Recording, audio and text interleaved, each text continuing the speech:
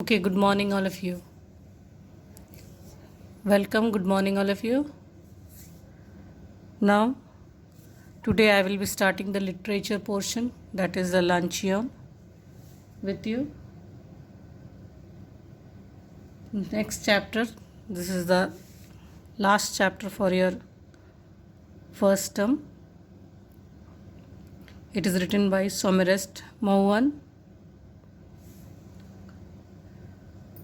He was an eminent novelist, playwright, short story writer, as well as travel writer.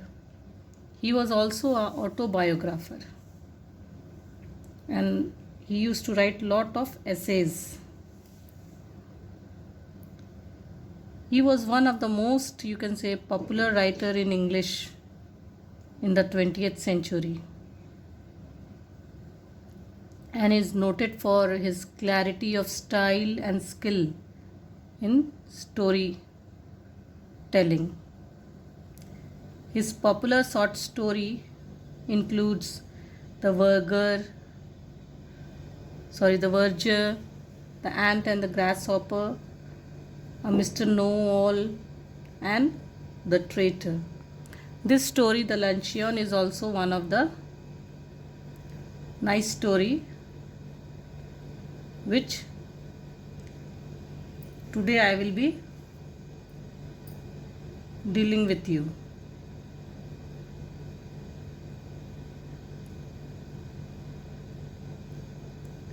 Now,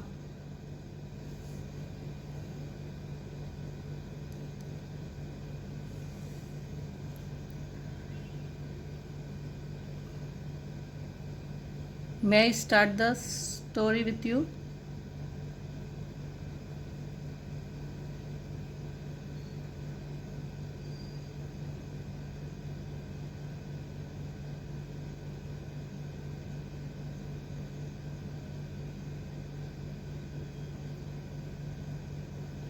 I caught sight of her at the play, and in answer to her beckoning, I went over during the interval and sat down beside her. It was long since I had last seen her, and if someone had not mentioned her name, I hardly think I would have recognized her. She addressed me brightly. Now, the writer is writing that once he caught a sight by watching one play that she was waving her hand. Okay. Who was she? That we will come to know afterward. And he went over during the interval to sat beside her. He was unable to recognize her because it was long since he had seen her, but he would have hardly recognized. And she addressed me, means she talked with him very brightly. Okay. Well, it's many years since we first met. How time does fly. We are none of us getting any younger. Do you remember the first time I saw you? You asked me to luncheon. The lady was saying that, do you remember when we first met? And it was a time when you have asked me for a luncheon, means for a lunch, that he has taken that lady for a lunch. Okay.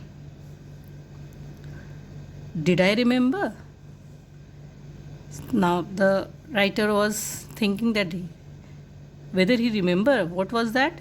It was 20 years ago, means a long time has been passed, 20 years ago, and I was living in Paris. When the writer was living in Paris, I had a tiny apartment in the Latin Quarter overlooking a cemetery, and I was earning barely enough money to keep body and soul together. Now he is writing that he was living there in Paris, and he had a tiny, very small apartment was there in Latin Quarter overlooking a cemetery, and he was earning very little to keep his body and soul together, means to keep his mouth and household.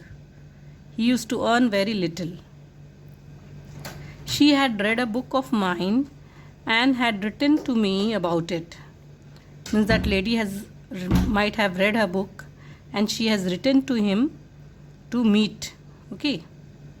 I answered thanking her, and presently I received from her another letter saying that she was passing through Paris and would like to have a chat with me. Okay. So he was just in a way that she was passing from Paris and she wanted to have a talk with him. But her time was limited and the only free moment she had was on the following Thursday. Means only on Thursday, coming Thursday, she was having her time. She was spending the morning at the Luxembourg and would I give her a little luncheon at Fayot afterwards? He gave her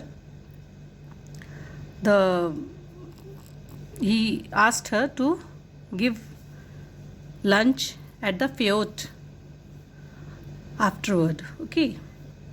Fayot is a restaurant at which the French senator eat. Okay. It was a very costly hotel. Okay. Where the members of the Senate used to have their you can say talks and formalities. So Fayot was one of the most luxurious hotels at that time. Fayot is a restaurant at which the French senator eat, and it was so far beyond my means that I had never even thought of going there.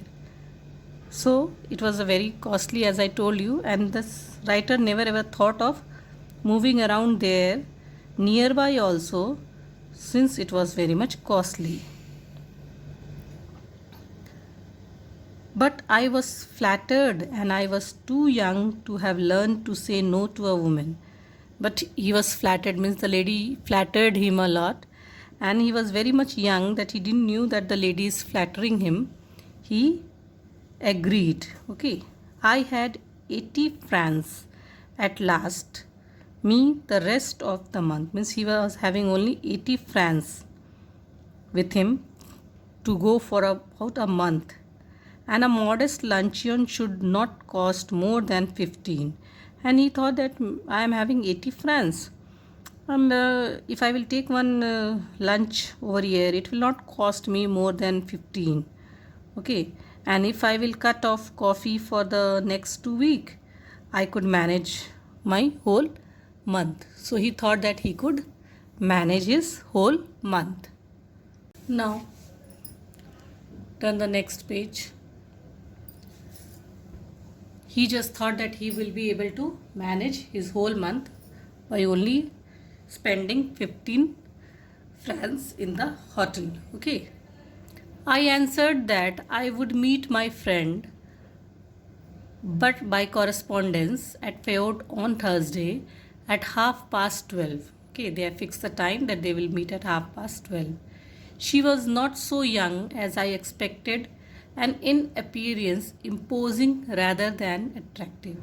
And she was more impressive than attractive. Okay. She was in fact a woman of 40. She was of 40 years roundabout, and she was very much talkative. But since she seemed inclined to talk about me, I was prepared to be an attentive listener. And since she was talking about him and flattering him, so he was more attentive in listening to her talks.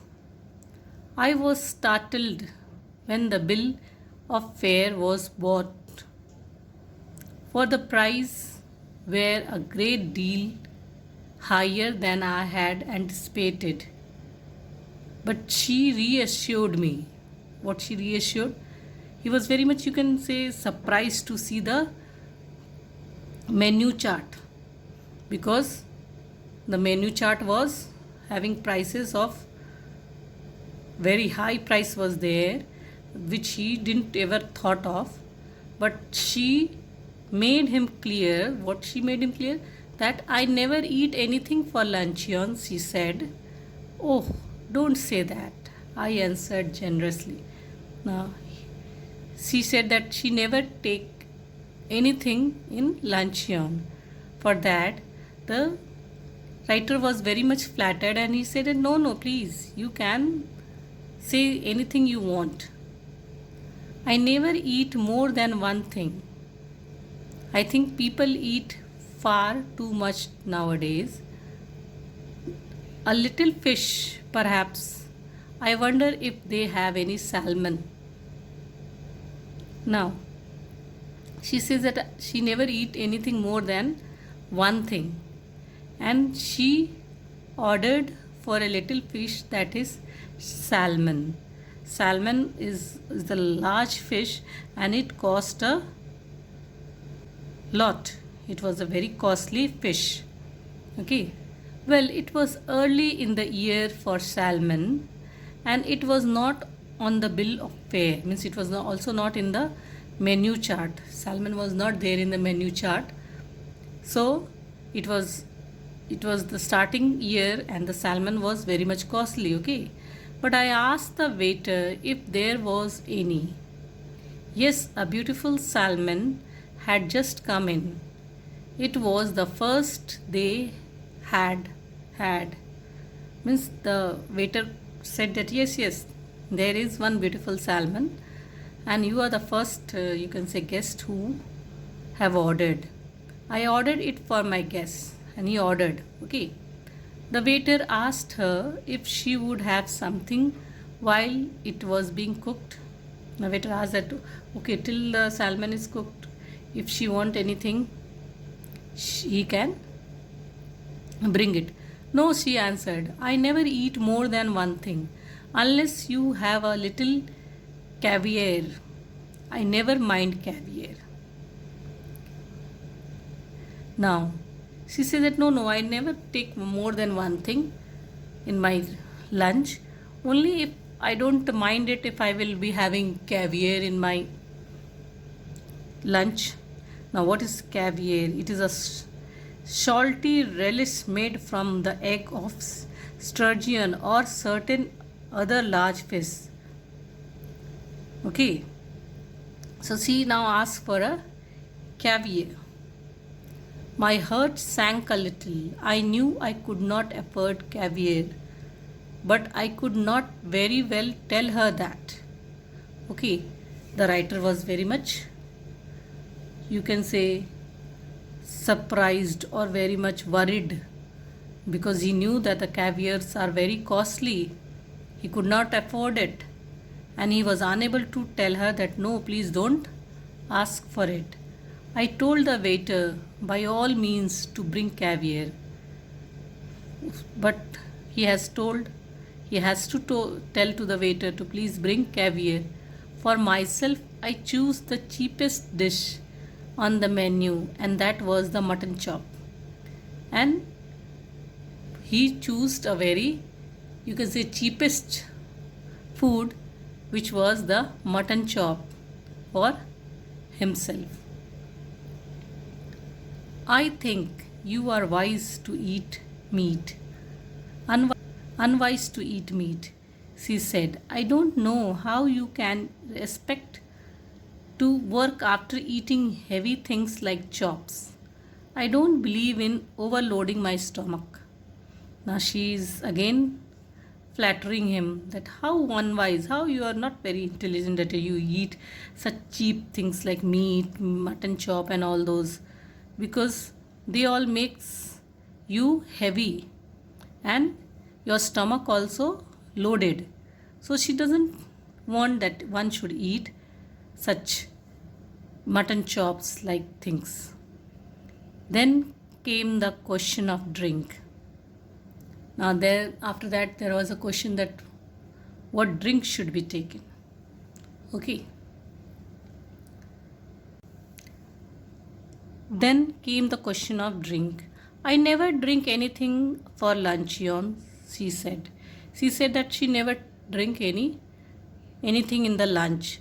Neither do I answered promptly. Okay. She asked that, neither do I drink anything. The writer answered very quickly. Now, see, one note is given over there.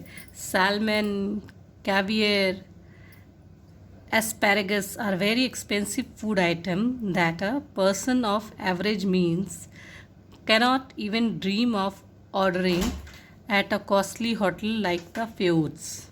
Okay, so you can see that what all things a lady is ordering. Okay,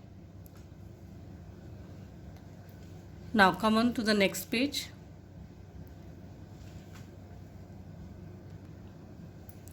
Now come on to the next page. Except white wine, she proceeded. She said that except white wine, she doesn't want to drink anything. She proceeded as though I had not spoken. These French white wines are so light, they are wonderful for the digestion. Now, she says that white wines are very light and they are very much good for digestion. And you know, the writer, he is unable to afford such costly things. So think of him, what will be happening to him if the bill will come.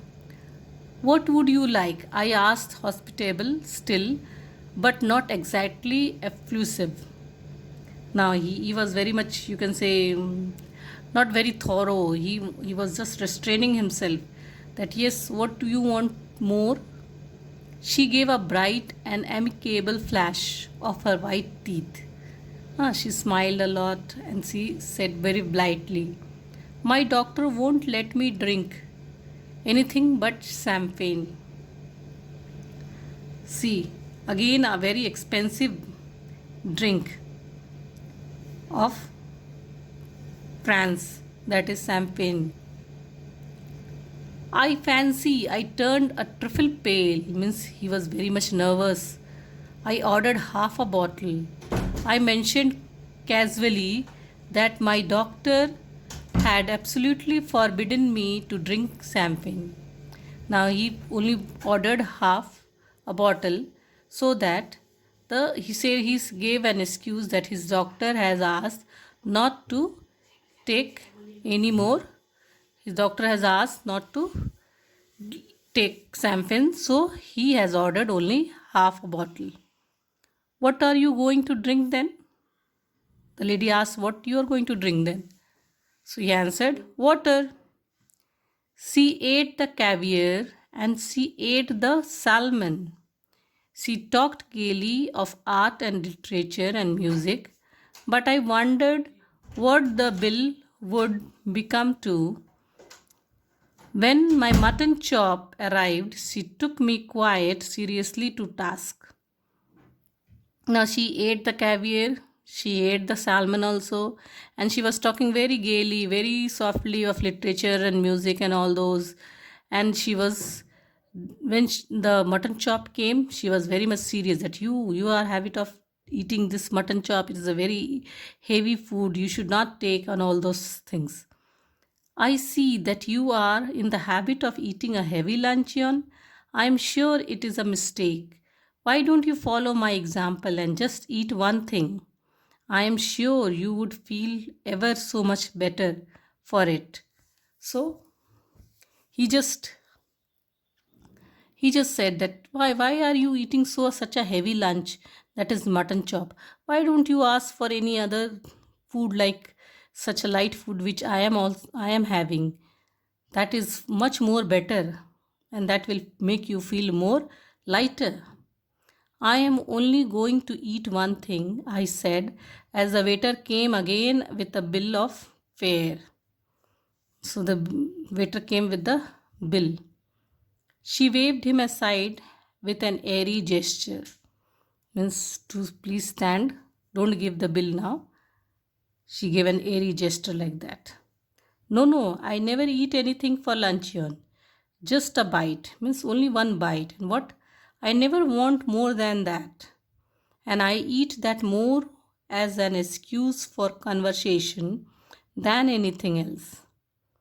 I couldn't possibly eat anything more unless they have some of those giant asparagus.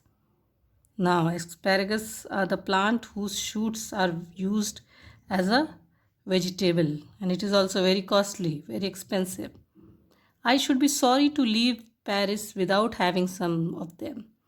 Means she wanted to eat some asparagus also. And what happened to the writer? My heart sank. I had seen them in the shops and I knew that they were horribly expensive. The writer's heart sank. He knew that how much expensive the asparagus were. My mouth had often watered at the sight of them, and while looking at them, always the writer's mouth was watered, seeing those sight of asparagus, but he could not afford to buy them, so he used to pass by only looking at them. Madam, want to know if you have any of those giant asparagus? I asked the waiter. So, very, you can say, hospitably, he asked the waiter that, do you have any of the asparagus for the madam? Till this page, it is over now. Okay. Now, next class, I will be explaining the next page. Till here, you are supposed to write down the meanings, the hard words, and you will make sentences. Any of the 5 words you will take, and you will write the sentence from those 5 words. Till then, see you and goodbye.